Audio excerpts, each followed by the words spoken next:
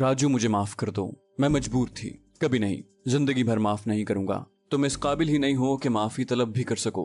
पता नहीं मेरे लहजे से गुस्सा झलक रहा था या सख्त नाराजगी। वो कर रहा ही, राजू अब मैं आपके किसी काम नहीं आ सकती। निरा बोझ ही तो थी, ऐसा बोझ बहुत जल्द थका दिया करता है। मैंने कहा बकवास बंद करो, मैंने तुम्हें जिस्मानी तस्कीन के लिए नहीं अपनाया था। ना शौहर बीवी का रिश्ता फकत जिस्मानी ताल्लुकात तक महदूद होता है। क्या मेरे साथ हादसा पेश आ जाता तो मैं तुम्हारे लिए बोझ की हैसियत इख्तियार कर लेता? क्या तुम्हारा बोझ काबिल खान को न थकाता? या वो मुझसे ज्यादा तुम्हें चाहता है? इतना बेगानापन, इतनी बेहिसी, जानती हो मुझ पर क्या बीती, किस तरह मैं अपनी मौत का ख़्वाहां रहा। अम्मी जान और अदील की क्या हालत रही। सारी जिंदगी तुमने उनका ख्याल रखा, तो क्या अब वो तुम्हारे ख्याल नहीं रखते? चलो मैं तो बेहिस, बेगैरत और बेवफा ठहरा। मुझ पर तुम्हें एतबार नहीं, अपनी माँ पर भी एतबार न किया।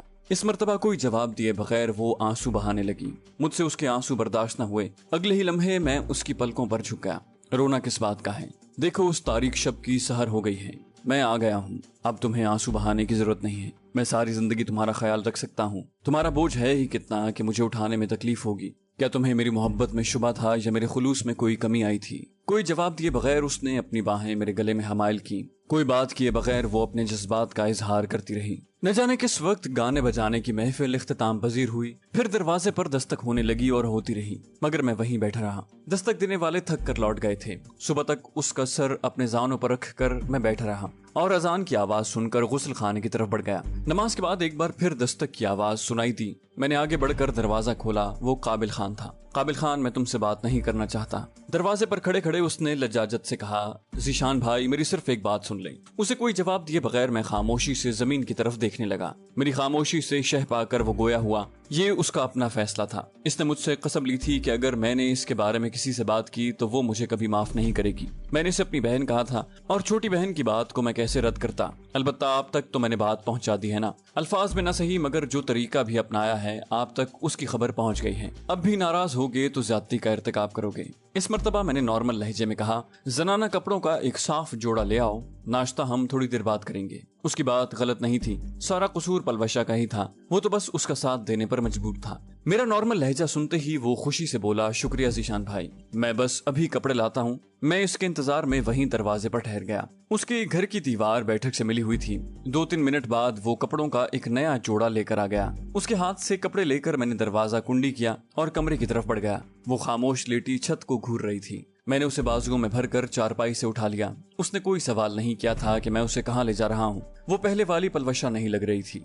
गुस्ल खाने में ले जाकर मैंने उसका हाथ मुंह धुलवाया और उसे नए कपड़े पहनाए। उसे 2-3 तकियों से टेक लगाकर बिठाया और उसके बालों में खूब तेल लगाकर कंघी की। उसके चेहरे पर मुझे बेपाया सुकून फैला हुआ नजर आ रहा था। कंघी करते हुए मैं हौले हौले गुनगुनाने लगा। वो बेसाख्ता मुतबस्सम होकर मुझे देखने लगी। कंघी करने के बाद मैंने कोशिश की कि उसके बालों का जूड़ा बांध सकूं, मगर मुझे वो तरीका नहीं आता था। वो खिलखिलाकर हंस दी। उसकी हंसी देखकर मुझे लगा जैसे हर जानिब बहार ने डेरे डाल लिए हों।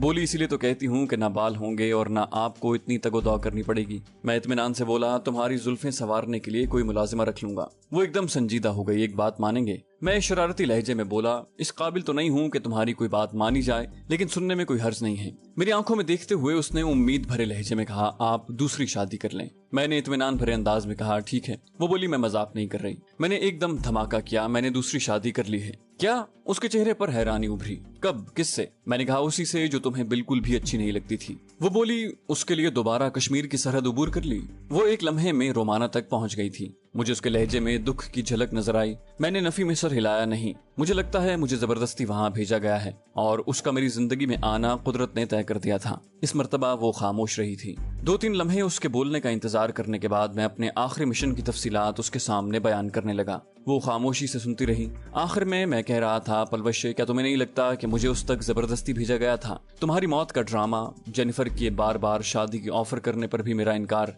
यूं इंडिया की जानिब मेरा फिसल कर गिरना और फिर बगैर किसी इरादे के वहां पहुंचना, और अब देखो जैसे ही उससे शादी हुई तुम भी मुझे वापस मिल गई हो। क्या ये तमाम बातें जाहिर नहीं करती कि इस शादी में मेरी मर्जी से ज्यादा कुदरत की मंशा शामिल थी? वो बोली, राजू सफाइयां क्यों दे रहे हो? मुझे बिल्कुल बुरा नहीं लगा। उसने बेख्तियार होकर मेरा हाथ थाम लिया। दरवाजे पर दस्तक हुई और मैं उसके हाथ को लबों से लगाकर दरवाजे की तरफ बढ़ गया। काबिल खान नाश्ता लिए खड़ा था। मैंने एक तरफ होकर उसे अंदर आने का रास्ता दिया। वो खामोशी से कमरे की तरफ बढ़ गया। नाश्ते के बर्तन मेज पर रखकर उसने पलवशा के सर पर हाथ रखा, जो काबिल खान को देखते ही सर पर दुपट्टा ठीक करने लगी थी। قابل خان شفقت بھرے لہجے میں بولا، میری بہن کتنی پیاری لگ رہی ہے۔ وہ پھیکی مسکراہٹ سے بولی، بھیا آپ نے میرے ساتھ گہری چال چلی ہے۔ قابل خان صاف مکر گیا، نہیں کوئی چال نہیں چلی، تم نے خود کہا تھا کہ ذیشان کا ذکر تمہارے سامنے نہ کروں اور نہ تمہارے بارے میں ذیشان کو بتاؤں، پوچھ لو کیا اسے تمہارے بارے میں اطلاع دی ہے۔ وہ بولی، مجھ پر بار بار زور کیوں دے رہے تھے کہ ان گلوکاروں کی موجودگی میں گانا سناؤں، یہاں تک کہ سکینہ کو بھی آپ نے مجھ پر دھونس جمانے کا کہا۔ سکینہ قابل خان کی بیٹی تھی جو قریباً پلوشے کی ہم عمر تھی۔ قابل خان نے صفائی دیتے ہوئے کہا، وہ تو تمہاری زبان سے یہ گیت سن کر مجھے بہت اچھا لگا تھا۔ میں نے کہا دوسرے لوگ بھی سن لیں کہ میری بہن کتنا اچھا گاتی ہے۔ اب مجھے کیا معلوم تھا کہ ذیشان بھائی آپ کی آواز کو پہچان لے گا۔ پلوشہ نے اس بات میں سر ہلایا، اچھا مذاق ہے، لیکن اس کی آواز سے خفگی کا اظہار نہیں ہو رہا تھا۔ قابل خان بولا، تم پاگل ہو، یقین کرو اگر میں ایسا نہ کرتا تو تم شاید چند ماہ بھی مزید گزار نہ پاتی، اور اس کے بعد سچ مچ سپو گمائے کے پہلو میں قبر کھودنا پڑ جاتی۔ یہ کہتے ہی اس نے ایک بار پھر اس کے سر پر ہاتھ رکھا اور یہ کہتے ہوئے باہر نکل گیا کہ ذیشان بھائی کھانے پینے کی طرف یہ بالکل بھی توجہ نہیں دیتی۔ میں نے کہا آپ فکر نہ کریں، اطمینان بھرے انداز میں کہتے ہوئے میں نے برتن اٹھا کر چارپائی پر رکھے اور خود اس کے ساتھ لگ کر بیٹھ گیا۔ وہ خاموشی سے میرے ہاتھ سے ناشتہ کرنے لگی۔ وہ ناشتے کے بعد پوچھنے لگی، امی جان کیسی ہیں؟ میں نے کہا، بڑے افسوس کی بات ہے کہ اب وہ تمہاری امی نہیں رہی۔ کیا ہوا؟ میری بات کا اس نے کوئی دوسرا مطلب لیا تھا۔ میں اطمینان سے بولا، مطلب یہ کہ اب وہ میری امی بن گئی ہیں۔ اس نے منہ بنایا تو ساس ماں کی جگہ ہی ہوتی ہیں۔ میں نے کہا، نہیں جی، سچ مچ والی امی بن گئی ہیں،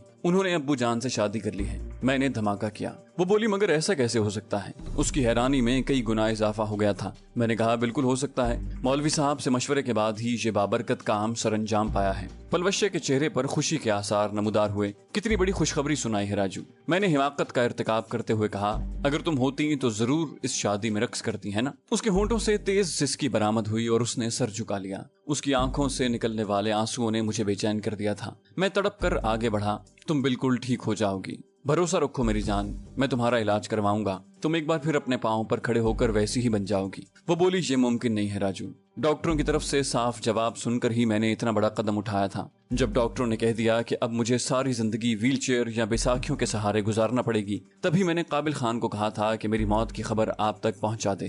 میں نے کہا، پشاور کے ڈاکٹروں کی بات حرف آخر نہیں ہو سکتی، طب کی دنیا میں آئے روز کئی معجزات رونما ہوتے رہتے ہیں، مجھے اپنے رب پر پورا بھروسہ ہے کہ تم بالکل ٹھیک ہو جاؤ گی۔ میں اسے تسلی دینے لگا، پھر اس کا ذہن بٹانے کے لیے میں اس کی کہانی سننے لگا۔ اس نے بھی کم و بیش وہی باتیں بتائیں جو اس سے پہلے سردار مجھے بتا چکا تھا، بس اتنا اضافہ کیا کہ جب اسے ہسپتال لے جایا گیا تھا تو ڈاکٹروں نے اس کے باقی زخموں کا تو علاج کر دیا، لیکن ریڑھ کی ہڈی پر لگنے والی چوٹ کے بارے میں وہ تشویش میں مبتلا تھے، اور جب تمام ٹیسٹ کر لیے گئے تو انہوں نے صاف جواب دے دیا کہ پلوشہ کا ٹھیک ہونا ممکن نہیں۔ وہ آپریشن کر کے اس کی ٹانگوں میں ہونے والی ہلکی سی حرکت کو بھی ختم نہیں کرنا چاہتے تھے۔ انہوں نے کہا تھا کہ دوائیوں کے استعمال سے اس کی کمر کی تکلیف آہستہ آہستہ کم ہو جائے گی، مگر وہ چل نہیں سکے گی۔ اس کے کمر سے نیچے کا حصہ بیکار ہو گیا تھا، ٹانگوں میں بس ذرا سا احساس بیدار تھا، جس کی وجہ سے وہ بمشکل زمین پر ٹانگیں لگا کر دو بیساکھیوں کی مدد سے تھوڑی بہت حرکت کر لیتی۔ قابل خان نے اس کی فطرتی ضروریات کی بجاوری میں مدد دینے کے لیے ایک عورت ملازمہ رکھ چھوڑی تھی۔ اس کا ارادہ یہی تھا کہ کبھی میرے سامنے نہیں جائے گی اور عدیل کے بڑا ہونے کا انتظار کرے گی، جو ہی وہ کسی قابل ہوا اسے وزیرستان میں بلا کر اسی کے پاس منتقل ہو جائے گی۔ وہ بمشکل اپنی کہانی سنا کر فارغ ہوئی تھی کہ خوشحال خان وہاں پہنچ گیا۔ اس نے بھی قابل خان سے ملتی جلتی بات کر کے معذرت کی۔ مزید کسی گلے شکوے کی بجائے میں نے اپنا مطمع نظر بیان کیا۔ اچھا، مجھے گھر جانے تک کے لیے کوئی کار وغیرہ کرائے پر مل جائے گی؟ خوشحال خان نے اس بات میں سر ہلاتے ہوئے کہا، ٹانک تک قابل خان آپ کو اپنی کار میں چھوڑائے گا، آگے جانے کے لیے وہاں سے کرائے کی کار کا بندوبست کرنا پڑے گا کیونکہ ہماری گاڑیوں کے کاغذات نہیں ہوتے۔ میں نے کہا، میں ابھی جانا چاہوں گا، مجھ سے مزید انتظار نہیں ہو پا رہا تھا۔ خوشحال خان سر ہلاتے ہوئے باہر نکل گیا۔ تھوڑی دیر بعد ہم قابل خان کی کار میں وانا کا رخ کر رہے تھے۔ وانا تک ہمیں شام ہو گئی تھی۔ وہاں سے ٹانک تک پہنچتے ہوئے رات کے 12 بج چکے تھے۔ میں عقبی نشست پر پلوشہ کا سر اپنی گود میں لیے بیٹھا ہوا تھا۔ اسے آرام پہنچانے کی غرض سے اس کی کمر کے نیچے میں نے نرم و ملائم کورین کمبل بچھا دیا تھا۔ ٹانک سے تلگنگ کے لیے میں نے خصوصی کار کرائے پر لی اور قابل خان کو الوداع کہہ کر ہم چل پڑے۔ دن 10 بجے کے قریب ہم گھر کے سامنے اتر رہے تھے۔ ڈرائیور کو کرایہ ادا کر کے میں نے کمبل میں لپیٹ کر اس کے ہلکے پھلکے وجود کو اٹھایا اور گھر میں داخل ہو گیا۔ دسمبر کی آمد ہو چکی تھی۔ ابو جان صحن میں چارپائی ڈال کر دھوپ سینک رہے تھے۔ امی جان اور پھپھو دوسری چارپائی پر بیٹھی ہوئی تھی۔ امی جان اب اچھی خاصی پنجابی بول لیتی تھی۔ روما بغیر چھت کے کھلے باورچی خانے میں گھسی چائے بنا رہی تھی۔ مجھے اندر داخل ہوتا دیکھ کر تمام میری طرف متوجہ ہو گئے۔ उन्होंने मेरे बाजुओं में मौजूद पलवशा के वजूद को हैरानी से देखा। पलवशा ने मेरी छाती में सर छुपाया हुआ था। करीब पहुंचते ही मैंने कहा, अम्मी जान जगह दें। फुफ्फो और अम्मी जान ने फौरन ही चारपाई खाली कर दी। मैंने झुककर आहिस्तगी से पलवशा को चारपाई पर लिटाया। उसका चेहरा नजर आते ही अम्मी जान के मुंह से जोरदार चीख निकली। मेरी पलवशे, वो बेसाख्ता उससे लिपट गई थी। रोमा भी हैरान होकर बावर्ची खाने से निकल आई थी। वो जज्बाती मिलाप काफी देर जारी रहा। पलवशा को देखकर भी मुझे रोमा के चेहरे पर परेशानी की बजाय खुशी ही नजर आई थी। बिला शक व शुबा वो निहायत ही मुखलिस थी। इसी असना में अदील भी आधी छुट्टी पर घर पहुंच गया था। अपनी बाजी को देखकर वो खुशी से बावला हो गया था। हमारे घराने को एक बार फिर बड़ी खुशी मिली थी। जोहर की अजान सुनकर हमें वक्त के गुजरने का एहसास हुआ। मैं और अब्बू जान मस्जिद की तरफ बढ़ गए।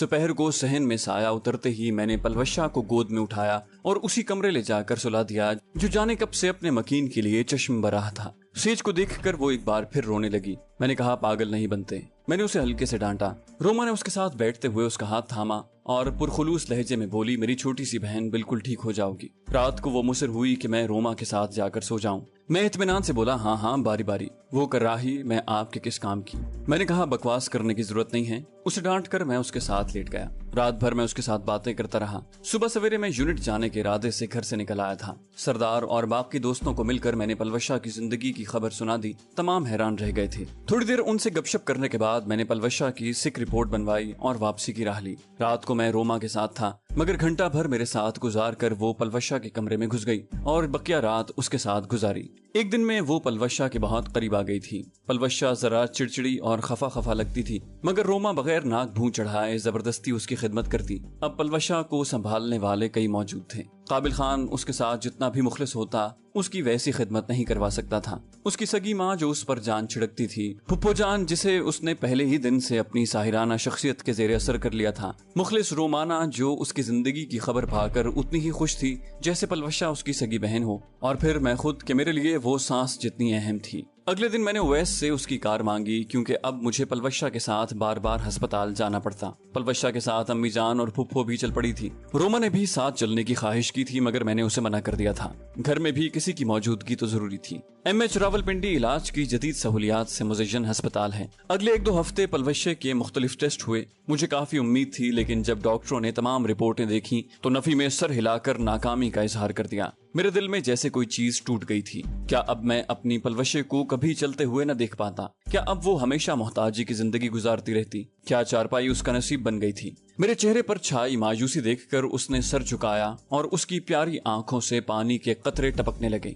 मेरा दिल जैसे गम से भर गया था। घर जाकर मैंने उसे कमरे में लिटाया, लेकिन मेरे पास उसे तसल्ली देने के लिए कोई लफ्ज मौजूद नहीं था। रोमा साथ बैठकर उसकी दिलजूई में लग गई थी। मैं दिल गिरफ्तार सा घर से निकल आया। उवैस के पास जाकर मैं उसे अपना दुख सुनाने लगा। मैं अपनी पलवशा की हालत पर रो रहा था। बातों बातों में वो कहने लगा, यार वैसे जरूरी तो नहीं कि पाकिस्तान में इलाज ना हो सके तो बाहर के डॉक्टर भी नाकाम हो जाएं। उसकी बात सुनकर एकदम मेरे दिमाग में जेनिफर की सूरत उभरी। अगले ही लम्हे मोबाइल फोन निकाल कर मैंने उसका नंबर डायल किया। उस वक्त दोपहर के 4 बज रहे थे। गोया अमेरिका में सुबह 7 बजे का वक्त होना था। दूसरी तीसरी घंटी पर जेनी की नींद में डूबी आवाज आई, जी इतना सवेरे क्यों कॉल की?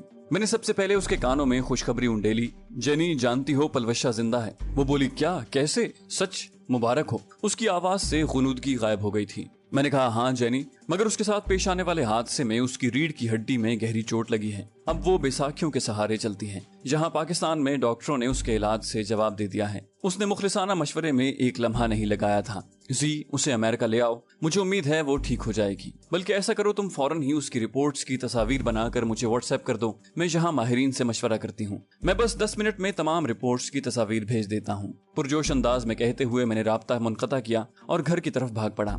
उवैस मुझसे पूछता रह गया कि मैंने अंग्रेजी में क्या गिटमिट की है, मगर मेरे पास उसके सवाल का जवाब देने का वक्त नहीं था। घर जाते हुए मैंने मोबाइल फोन के कैमरे से तमाम रिपोर्ट्स की तस्वीर बनाई और जेनी को भेज दी। अब मुझे उसके जवाब का इंतजार था। 2 दिनों बाद ही जेनी ने कॉल करके बताया कि डॉक्टर 100% तो नहीं, अलबत्ता काफी पुरुम्मीद हैं। बाकी हतमी फैसला वो एक्सरे रिपोर्ट और मरीज से मिलकर करेंगे। मैंने फौरन ही अमेरिका जाने की तैयारी शुरू कर दी। पहले मरहले में तो मैंने यूनिट जाकर कमांडिंग ऑफिसर से मिलकर सारी सूरत हाल उनके सामने रखी। पहले वाले कमांडिंग ऑफिसर मलिक इरफान साहब चले गए थे। उनकी जगह सेकंड इन कमांड वसीम साहब नए कमांडिंग ऑफिसर थे। मेरा मसला सुनते ही उन्होंने मेरी 2 माह और छुट्टी कर दी थी और उसके साथ ही उन्होंने कह दिया था कि अगर मजीद भी जरूरत हो तो वो मुझे छुट्टी जरूर देंगे। पाक आर्मी में वैसे तो ज्यादा से ज्यादा इकट्ठी छुट्टी 2 माह की मिल सकती है, अलबत्ता किसी खुसूसी मामले में 6 माह और साल तक भी कमांडिंग ऑफिसर अपने जवान को छुट्टी पर रख सकता है। पलवशा का पासपोर्ट बनाने से पहले शनाख्ती कार्ड बनाने का मरहला था। वो मुश्किल से अभी 18 साल की हुई थी।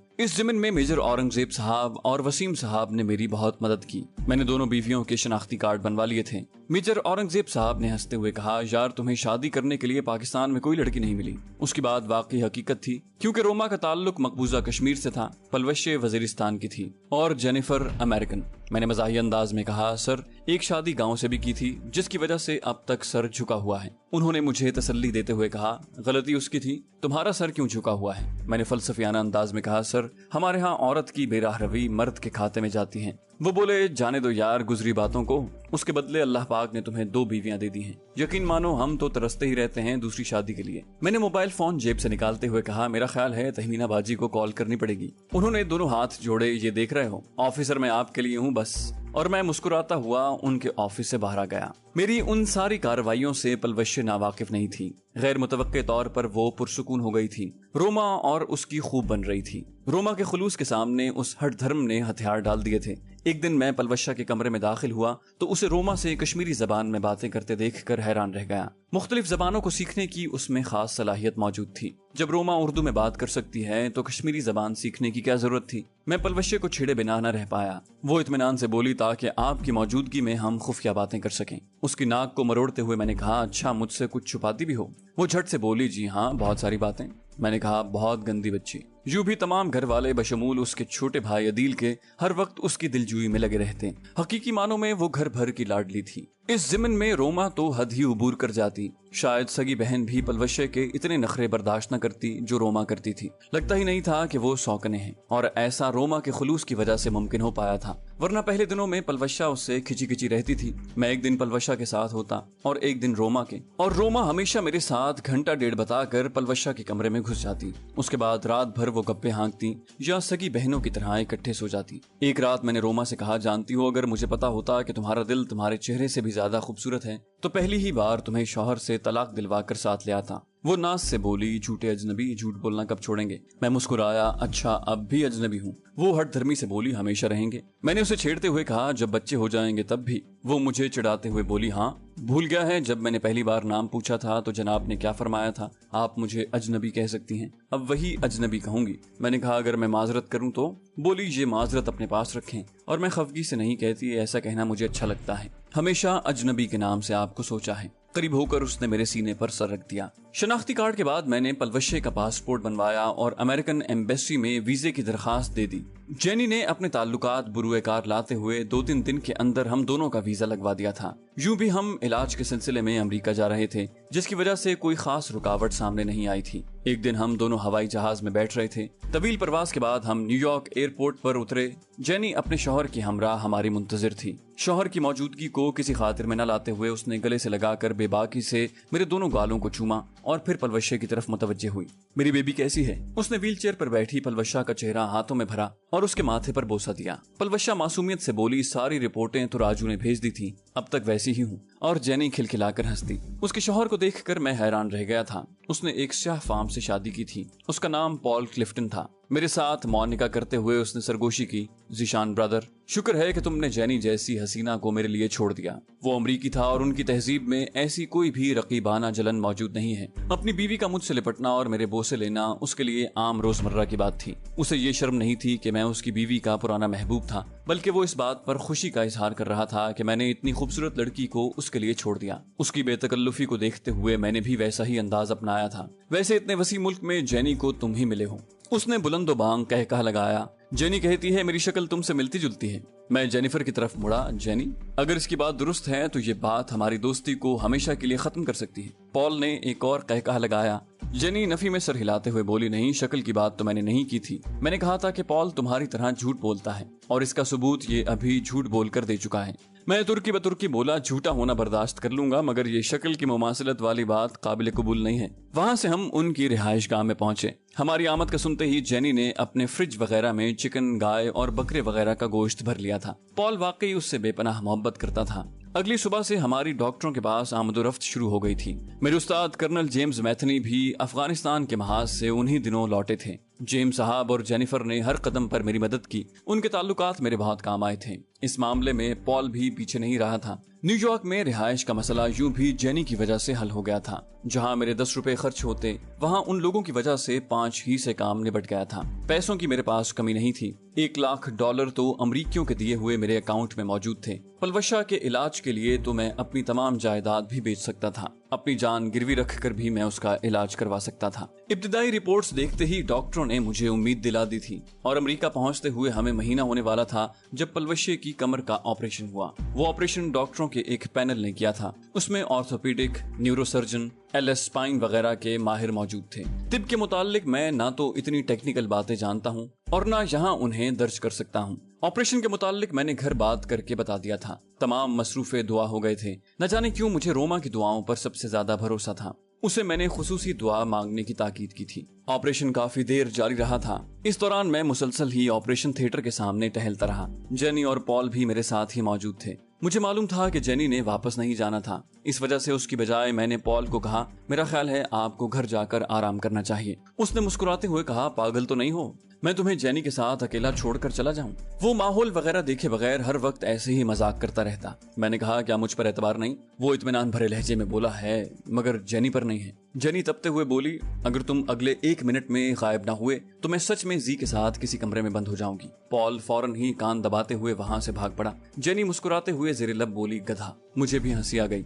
और फिर अल्लाह के फजलो करम और तमाम की दुआओं से पलवशे का कामयाब ऑपरेशन हो गया। डॉक्टरों ने पलवशा को 15 दिन तो मुकम्मल तौर पर बेड पर लेटने का हुक्म दिया। इस दौरान उसकी दवाओं और दूसरी जरूरियात का मैंने हर लम्हा ख्याल रखा था। कभी कभी वो मेरा हाथ थाम कर आंखों से लगाकर उस पर अपने याकूती लब रख कर रो पड़ती और मैं उसे बहलाने लग जाता। 15 दिन के बाद डॉक्टरों की हिदायत पर पलवशे ने डरते डरते बेड से उठने की कोशिश की और फिर मेरा सहारा लेकर खड़ी हो गई। उस लम्हे उसके चेहरे पर मुझे वैसी ही खुशी नजर आई थी जब मुझसे निकाह करते वक्त उसके चेहरे से छलक रही थी। और फिर आहिस्ता आहिस्ता 2-3 कदम लेकर उसने मेरे गले में बाहें डालकर रोना शुरू कर दिया। उसका सर सहलाते हुए मैंने प्यार भरे लहजे में कहा था ना मेरी गुड़िया, अल्लाह के हुक्म से तुम ठीक हो जाओगी। डॉक्टर ने मुझसे मुसाफा करके मुबारकबाद दी। मेरे बाद जेनी ने पलवशा को गले से लगाकर बहुत सा प्यार किया। पलवशा ने फौरन ही घर का नंबर मिलाकर तमाम को ये खुशखबरी सुनाई थी। मुझे सबसे ज्यादा हैरानी इस बात पर हुई थी कि उसकी कॉल अम्मी जान ने वसूल की थी और उन्हें ये खबर बताने की बजाय उसने सबसे पहले रोमाना से बात करने की ख्वाहिश का इजहार किया था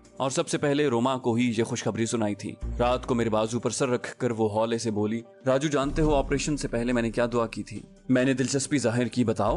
बोली, मैंने कहा, या अल्लाह पाक, अगर मैं ठीक हो गई तो रोमा बाजी को हमेशा सपू घुमाए जितना प्यार करूंगी। और देख लो, अल्लाह ने मेरी दुआ कबूल कर ली। रोमाना को सिर्फ मैं रोमा कहता था, बाकी तमाम उसे रोमी कहते थे। मैंने कहा, तो इसीलिए सबसे पहले उसी को ये खुशखबरी सुनाई। वो बोली, और उसने इस बात में सर हिलाया। मैंने कहा, तो अब क्या इरादा है? वो पुरअज़्म लहजे में बोली, उनकी हर बात मानूंगी, जो कहेंगी अमल करूंगी।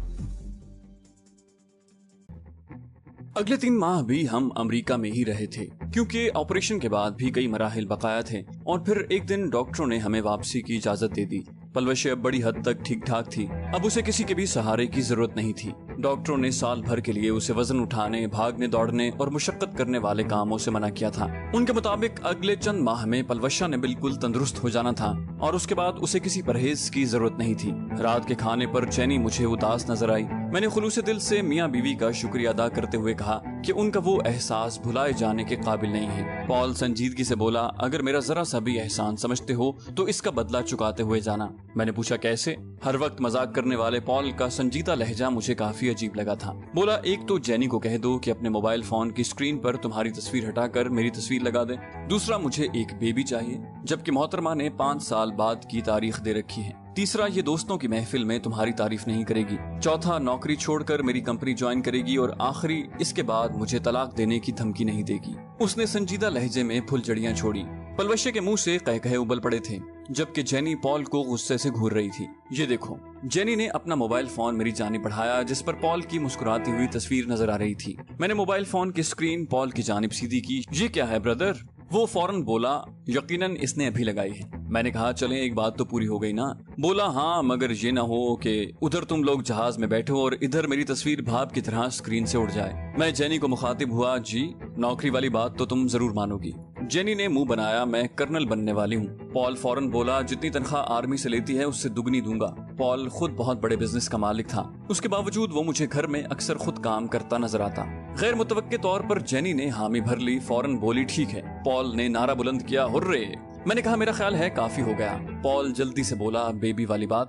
اسے کڑے تیوروں سے گھورتے ہوئے جینی مجھے مخاطب ہوئی، ویسے تمہارے مذہب میں ایک مرد 4 شادیاں کر سکتا ہے اور تم نے صرف 2 کی ہیں۔ یہ کہتے ہی وہ پلوشے کو بولی، کیا خیال ہے پلوشا، مجھے برداشت کر لو گی؟ پلوشا مسکرائی، اب تو مجھے تم سے پیار ہو گیا ہے۔ پال فوراً ہی پلوشا کو مخاطب ہوا، دیکھو چھوٹی لڑکی، کالا ہو یا گورا بھائی بھائی ہوتا ہے۔ جینی اچانک ہتھیار ڈالتے ہوئے بولی، اچھا ساری شرطیں منظور ہیں اگر زی اور پلوشا ہمارے ساتھ 1 ہفتہ اور گزار لیں۔ ایک دم مجھے محسوس ہوا کہ وہ تمام منصوبہ انہوں نے ہمیں چند روز روکنے کے لیے بنایا تھا، اور پال یہ جانتے ہوئے بھی کہ جینی مجھ سے محبت کرتی ہے اس منصوبے میں بیوی کا حامی تھا۔ میں نے پلوشا کی جانب دیکھا، اسے گھر جانے کی بہت جلدی تھی مگر جینی کی خواہش کو نہیں ٹھکرا سکی تھی۔ منہ بسورتے ہوئے بولی، آپ نے مجھے امریکہ تو گھمایا ہی نہیں۔ جینی نے اسے بے ساختہ باہوں میں بھر لیا، پہلا وشا زندہ باد۔ اگلا ہفتہ بھی ہم نے ان مخلص میاں بیوی کے ساتھ گزارا، ہمارے واپسی کے ٹکٹ بھی انہوں نے کرائے تھے، اور ایک دن ہم تحائف سے لدے پھدے گھر واپس لوٹے۔ پلوشا کو اپنے پاؤں پر چلتے دیکھ کر تمام کے چہرے خوشی سے گلنار ہو گئے تھے۔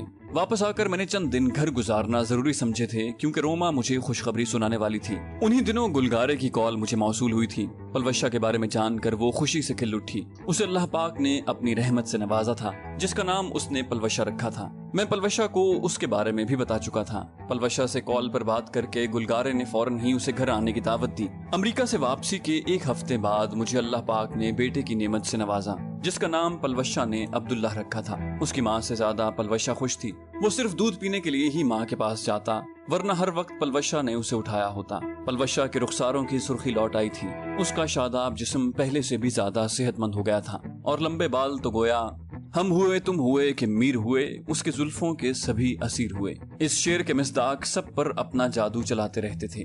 اسے اب تک بالوں کی چٹیاں بنانی نہیں آتی تھی، یہ کام روما کو ہی کرنا پڑتا تھا۔ وہ اس کے بالوں میں کنگھی کر کے پراندہ باندھ دیتی۔ ایک دن میں نے پلوشا کے سامنے ہی روما کو کہا، تم نوکر تو نہیں ہو کہ ہر وقت اس کی خدمت کرتی رہتی ہو، اب یہ بچی نہیں ہے، اسے خود بھی اپنے بال بنانے چاہیے۔ پلوشے بے پرواہی سے بولی، تو کیا میں سر پر اس طرح پھروا لوں گی؟ روما اسے ساتھ لپٹاتے ہوئے بولی، میری گڑیا کو ضرورت ہی کیا ہے اپنا کام کرنے کی، اس کی باجی موجود ہے نا۔ رومانا کو تمام رومی کہتے، صرف میں اسے روما کہتا، اور وہ بھی میری نقل میں خود کو روما ہی کہتی۔ پلوشے نے زبان نکال کر مجھے چڑھایا، سن لیا، اور میں کان دبا کر خاموش ہو گیا۔ سردار اور مریم بھابی یعنی لیزونا بھی عبداللہ کی پیدائش پر میرے گھر آئے تھے۔ مریم ابھی اچھی خاصی اردو بول لیتی تھی اور پشتو بھی سیکھ گئی تھی۔ میرے پوچھنے پر وہ ہنستے ہوئے بولی، ذیشان بھائی، پشتو اور اردو اس لیے سیکھنا پڑی کہ سردار کی انگریزی اب بھی ویسی ہے۔ سردار کے بیٹے سلطان خان نے اماں ابا کہنا سیکھ لیا تھا۔ وہ مریم سے بہت زیادہ مانوس تھا، بلکہ ایسے جیسے وہ اس کی سگی ماں ہی تو ہو۔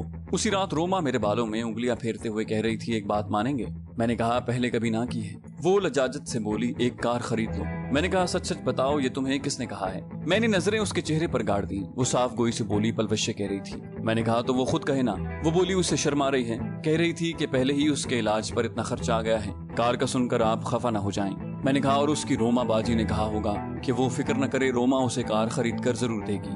بولی ہاں کہا ہے تو۔ وہ ایک دم بگڑ گئی۔ میں فوراً ہار مانتے ہوئے بولا، ٹھیک ہے بھائی، لے لیتے ہیں، لڑتی کیوں ہو؟ وہ بولی، اگر آپ نہیں لے کر دیں گے تو میں ابو جان سے بات کر لوں گی۔ وہ دونوں میرے والد کو ابو جان ہی کہتی۔ میں نے کہا تو ہے کہ لے دوں گا۔ منہ بناتے ہوئے بولی، جھوٹا اجنبی، اور میرے کندھے پر سرک دیا۔ دوسرے دن میں نے اکیلے میں پلوشے کو کان سے پکڑا، روما کی کچھ ہوتی سوتی مجھے کیوں نہیں کہا کار کے بارے میں؟ وہ شرارتی لہجے میں بولی، آپ کو کہا تو تھا، بھول گئے ہوگے شاید۔ وہ بولا، بھولا نہیں تھا، بس موقع ہی نہیں مل سکا۔ اس نے منہ بنایا، بس رہنے دیں۔ میں نے کہا مجھ پر اعتبار نہیں ہے۔ بولی، اپنی جان سے زیادہ اعتبار ہے۔ بولی، جانتی ہوں اس دنیا میں مجھ سے بڑھ کر آپ کو کوئی عزیز نہیں ہے، لیکن میں چاہتی ہوں رومی باجی کو اس گھر میں مجھ سے زیادہ اہمیت ملے۔ وہ جتنی اچھی ہیں، جتنی مخلص ہیں، اگر کبھی ان کے دل میں ذرا سا بھی ملول آ گیا تو میں خود کو معاف نہیں کر پاؤں گی۔ اس لیے انہیں کہا ہے کہ آپ سے بات کریں، ورنہ راجو اور میری کوئی بات ٹالے، یہ بھلا کیسے ممکن ہے؟ میں نے اسے چڑھایا، بڑا پیار کرتی ہو اپنی رومی باجی سے؟ بولی، وہ ہیں ہی اس قابل کہ انہیں چاہا جائے، وہ امی جان سے زیادہ میرا خیال رکھتی ہیں، انہیں دیکھ کر لگتا ہے کہ سبو گمائے باجی اب تک زندہ ہیں۔ میں نے کہا اچھا، کل میں واپس جا رہا ہوں، वो लज्जाजत से बोली, आप नौकरी छोड़ क्यों नहीं देते, यहीं पर कोई कारोबार शुरू कर दें। मैंने कहा, जानती हो मेरी तरबियत पर पाक आर्मी ने कितना खर्चा किया है, और फिर अगर सारे मर्द ही वतन की हिफाजत को छोड़कर अपनी प्यारी प्यारी बीवियों की आगोश में लेट जाएं, तो एक दिन उनकी बीवियां दुश्मनों के बच्चे पैदा कर रही होंगी। वो नादिम लहजे में बोली, मेरा ये मतलब नहीं था राजू, मैं तो बस आपसे दूर रहने का सोच कर घबरा रही हूँ। मैं फलसफियाना लहजे में बोला, ये घबराहट वतन की हर रखवाले की माँ, बहन, बेटी और बीवी की किस्मत में होती है। बोली, अच्छा एक दिन और ठहर जाएं। उस हठ धर्म ने आसान सी शर्त पेश की जो मैंने मान ली। अगले दिन मैं रोमा और पलवश्य को साथ लेकर शोरूम में पहुंचा और उनकी पसंद की कार खरीदी। शहर से वापस आते हुए मैं उवैस की कार में था, जबकि वो दोनों नई कार में लौटी थी जिसे पलवश्य ड्राइव कर रही थी। एक बार पलवश्य ने कहा था कि वो अपनी कार चलाना चाहती है और आज उसकी ख्वाहिश पूरी हो गई थी। अब्दुल्लाह की पैदाइश के एक हफ्ते बाद मैं कई खुशखबरियों के साथ यूनिट वापस लौटा। तसव्वुर साहब, उस्ताद फैयाज, इलियास, शहजाद वगैरह ने मुझे मोहब्बत से खुशामदीद कहा। सरदार अभी तक छुट्टी पर था। यूनिट में हफ्ता भर गुजारने के बाद एक दिन कमांडिंग ऑफिसर ने मुझे अपने दफ्तर में तलब किया। ज़ीशान कैसे हो? मुझे बैठने का इशारा करते हुए वो मेरा हाल पूछने लगे। मैं इत्मीनान भरे लहजे में बोला, बिल्कुल ठीक हूँ सर। उसने मज़ाहिया अंदाज में कहा, कुछ ओहदेदारान कह रहे हैं कि तवील छुट्टी ने तुम्हारी सलाहियतों को जंग लगा दिया है। मैं एतमाद से बोला, आप कल टेस्ट लेकर जांच लें सर। वो बोले, आज सरदार खान भी छुट्टी से वापस आ रहा है। मुझे लगा वो मौजू तब्दील कर रहे हैं। मैंने इस बात में सर हिलाया, जी सर। वो मानी खेज लहजे में बोले, यकीनन तुम अपने साथ उसी को ले जाना चाहोगे। मैंने हैरानी जाहिर की, मैं समझा नहीं सर। उन्होंने इत्मीनान भरे अंदाज में वजाहत की, सुना है अफगान बॉर्डर पर बाढ़ लगाने वाली यूनिटों को दहशतगर्दों के स्नाइपर्स का बहुत खतरा है, खासकर इंडियन स्नाइपर्स दहशतगर्दों का हरावल बने हुए हैं। मेरे लबों पर मुस्कुराहट नमूदार हुई और मेरे दाएं कंधे में खुजली होने लगी। यकीनन रेंज मास्टर के बट का जाना पहचाना लम्स मेरे कंधों को याद कर रहा था। मैंने बेसाख्ता पूछा, कब जाना होगा सर? वसीम साहब बोले, परसों। मैंने नफी में सर हिलाया, कल का दिन हम रस्ते में गुजारना पसंद करेंगे। वसीम साहब ने कहकहा लगाया, इसका मतलब है कि ओहदेदारान के अंदेशे गलत हैं। उनकी मुस्कुराहट को इजाजत पर महमूल जानते हुए मैंने कहा, शुक्रिया सर, हमने काफी आराम कर लिया था और मादरे वतन हमें दोबारा अपनी खिदमत के लिए बुला रही थी। यकीनन इस मिट्टी का हम पर बहुत ज्यादा कर्ज है और जब तक मेरी जान में खून का एक कतरा बाकी है, मैं इस फर्ज से आंखें नहीं चुरा सकता। ए वतन, तूने पुकारा तो लहू खौल उठा, तेरे बेटे तेरे जांबाज चले आते हैं। आखिर में सिर्फ इतना कहूंगा कि कहानी कभी खत्म नहीं होती, हमेशा जारी रहती है। शायद फिर कभी आप लोगों के सामने इसके बाद के वाकयात सुनाने का मौका मिले। ये भी मुमकिन है कि जिंदगी मौका न दे, लेकिन मेरे आपके खत्म होने से कोई फर्क नहीं पड़ता, क्योंकि मौत अटल हकीकत है। अलबत्ता इस अर्ज़ वतन को क़यामत की सुबह तक यूं ही कायम व दायम रहना है, और ये तभी मुमकिन होगा जब हम में मादरे वतन पर कुर्बान होने का जज्बा और हौसला मौजूद रहे। जाते हुए अपने वतन की खिदमत में एक नज़्म पेश करते चले। ऐ मेरे देश मेरी ज़मीं मेरी माँ, तूने बख्शी मुझे जुर्रतों की ज़बां, मैंने महसूस करके बुलंद और पस्त जो लिखा है किया नज़र 14 अगस्त। तेरे ख्वाबे गुज़श्ता की ताबीर है, ये कलम की नहीं खून की तहरीर है। तेरी धरती में वो ज़ौ थी मेरे वतन, जिस तरह एक हसीना का रोशन बदन, जिस तरह 14वीं का कोई चांद हो, जिसके आगे ये हुस्ने जहां मांद हो। फिर तुलुए कमर से जरा पेशतर, आसमां पर जो पड़ती है मेरी नजर, देखता हूँ शफक रंग में 4 सू, और उसमें छलकता हुआ वो लहू, जिसकी है इन चरागों में जलने की बू, जिससे कायम है तेरी मेरी आबरू। खून वो तेरे बेटों का है मेरी माँ, जिनके होंठों पे जमती रही पपड़ियाँ, तेरी चादर की खातिर जो लड़ते रहे, वो जो हंसते हुए सूली चढ़ते रहे। जब तेरे जिस्म पर चश्मे दुश्मन पड़ी, सरहदों पर तेरी जब लड़ाई छिड़ी, वो जो आगे बढ़े बढ़ के गिरते रहे, खाक और खून से फिर उभरते रहे। वो मेरे भाई थे और तेरे बेटे थे, जो कि टैंकों के खुद सामने लेटे थे, बम को सीनों से ऐसे लगाया थमा, जिस तरह मस्जिदों में सजा हो कुरान। वक्त आगे बढ़ा और ये पीछे हटे, एक नई सोच में तेरे बेटे ढले। इस नई सोच ने इनको सिखला दिया, जिंदा रहने का गुर्रिक बतला दिया। फिर 71 में माँ कुछ हुए मार के, तेरे बेटे खुद आपस में ही लड़ पड़े। इन पे जो कर्ज था सब अदा कर दिया, काट कर तेरा बाजू जुदा कर दिया। तू बता तूने क्यों चुप सी साधी है माँ, पिछले कितने बरस से तू आधी है माँ। अपने बेटों से माँ तू कलम छीन ले, इनके हाथों में खुद को ही शमशीर दे। तेरे जिस्म को आज ये पूरा करें, खुद को यह काट कर ये अधूरा करें।